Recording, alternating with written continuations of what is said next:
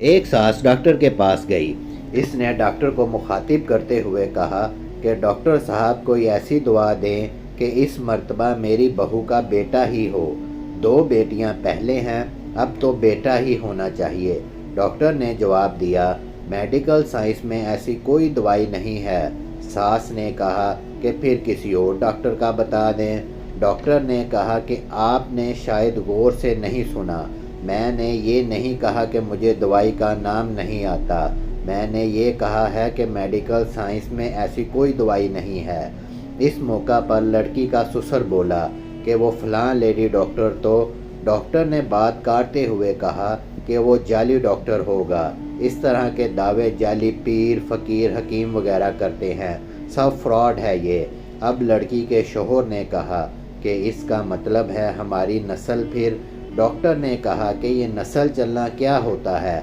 आपके जीन्स का अगली नस्ल में ट्रांसफ़र होना ही नस्ल चलना है ना। तो ये काम तो आपकी बेटियां भी कर देंगी। बेटा क्यों ज़रूरी है? वैसे भी आप आम इंसान हैं। आपकी नस्ल में ऐसी क्या बात है जो बेटे के ज़रिए ही लाजमी चलनी चाहिए? ससुर ने कहा कि मैं समझा नहीं।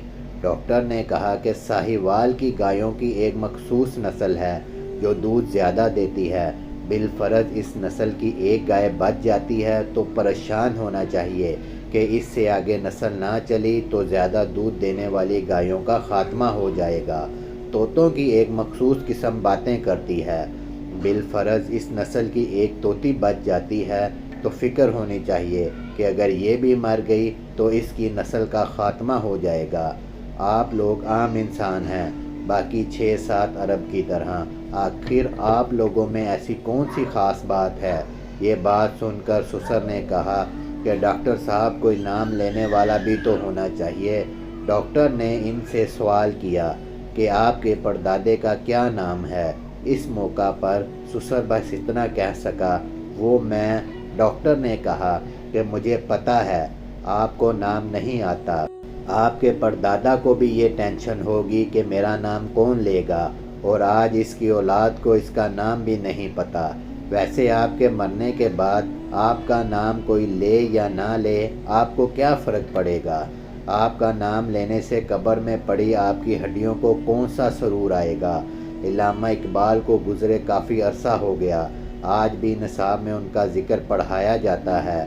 गंगाराम को मरे हुए काफ़ी साल हो गए, लेकिन लोग आज भी गंगाराम अस्पताल की वजह से गंगाराम को नहीं भूले।